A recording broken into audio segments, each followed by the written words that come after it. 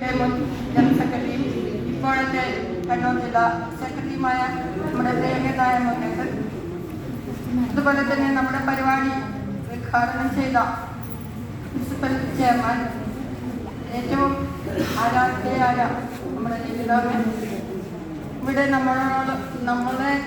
നമ്മളുടെ കൂട്ടത്തിൽ ആദരവ് ഏറ്റുവാങ്ങിയ നമ്മുടെ പ്രിയപ്പെട്ട കേളാനേട്ടൻ, നാരായണേട്ടൻ, കുഞ്ഞിരാമേട്ടൻ, കൃഷ്ണേട്ടൻ, അതുപോലെ തന്നെ ഇവിടെ സംബന്ധിക്കാനെത്തിയ മറ്റ് വിശിഷ്ട വ്യക്തികളെ, സദസ്സിലിരിക്കുന്ന എൻ്റെ പ്രിയപ്പെട്ട KFP കുടുംബാംഗങ്ങളെ, നമ്മളേറെ സന്തോഷത്തിലൂടെയാണ് കടന്നു പോകുന്നത്.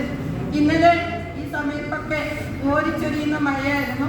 ഇന്ന് ദൈവം സഹായിച്ച് നമുക്ക് എല്ലാവർക്കും ഇവിടെ നമ്മുടെ ജനറൽ പങ്കെടുക്കാൻ കഴിയുമാറാകട്ടെ എന്ന് ദൈവം കണക്കാക്കിയിട്ടുണ്ടാവും. അതുകൊണ്ടാണ് ഇന്ന് മഴ കുറച്ച് പിന്മാറിയത്. അപ്പോൾ സംഘടനയെ കുറിച്ച് ഇപ്പൊ നമ്മൾ മുരളേട്ടൻ പറഞ്ഞു കഴിഞ്ഞു. നമ്മുടെ മുരളേട്ടൻ ജനറൽ സെക്രട്ടറി ആയിരുന്ന കാലത്താണ് ഈ താലൂക്ക് രൂപീകരണം നടന്നിരിക്കുന്നത്. അതിന് പ്രധാന ക്രെഡിറ്റ് കണ്ണൂർ ജില്ലയ്ക്ക് തന്നെയാണ്. എല്ലാ ജില്ലയിലും ഇപ്പോൾ താലൂക്ക് വളരെ ഭംഗിയായി തന്നെ വാശിയും വീറോടും കൂടി തന്നെയാണ് പ്രവർത്തിക്കുന്നത്. അതുപോലെ തന്നെ നമ്മുടെ KFPയുടെ രൂപീകരണത്തിൽ സ്ഥാപക നേതാക്കളിൽ ഒരാളും നമ്മുടെ മണ്ണിലാണ് ഉള്ളത്. നമ്മുടെ ഉണ്ണികൃഷ്ണൻ മാഷ് നമ്മളെ വീട്ടിൽ പോയി ഇദ്ദേഹത്തിന്റെ ആത്മാവിന് മുമ്പിൽ പ്രണാമം അർപ്പിക്കുന്നു.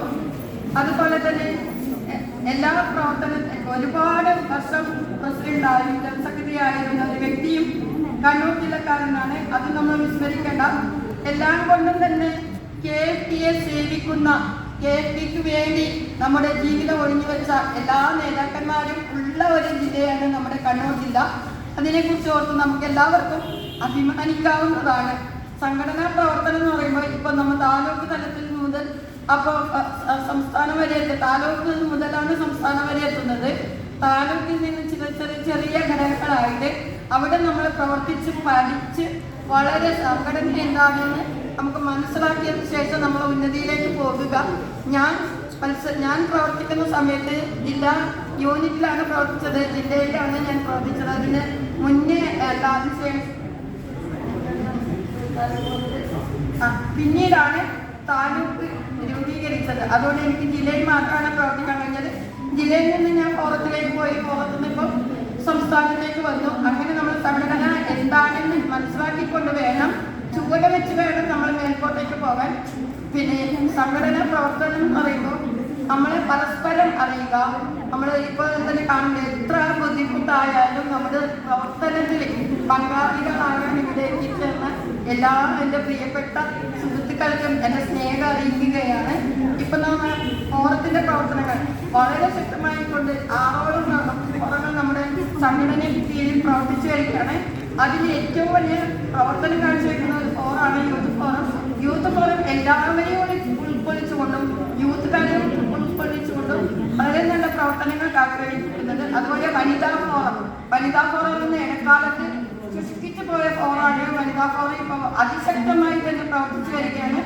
നല്ല നല്ല പ്രവർത്തകർ മുന്നോട്ട് വരട്ടെ, ഇനിയും നല്ല കഴിവുള്ള ഭരണാധികാരികൾ വരട്ടെ എന്ന് ആഗ്രഹിക്കുകയാണ്. പിന്നെ അതുപോലെ തന്നെ താലൂക്ക് ഘടകങ്ങൾ ഇപ്പൊ പുതുതായി രൂപീകരിച്ച പയ്യന്നൂർ താലൂക്കിലെ പുതിയ പ്രവർത്തകരാണ് വന്നിരിക്കുന്നത്. ആ പുതിയ പ്രവർത്തകർ മുഴുവനും തന്നെ 3 വർഷവും വളരെ ഭംഗിയായി നമ്മുടെ താലൂക്കിന്റെ പ്രവർത്തനം പൂർത്തീകരിച്ചു തന്നെ എന്ന് പറയാൻ പറ്റും.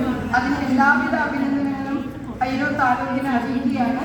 ഒപ്പം തന്നെ ഈ പരിപാടിക്ക് എല്ലാവിധമായ ആശംസകൾ അർപ്പിച്ചുകൊണ്ട് ഞാൻ എൻ്റെ വാക്കുകൾ നിർത്തുന്നു. നന്ദി, നമസ്കാരം.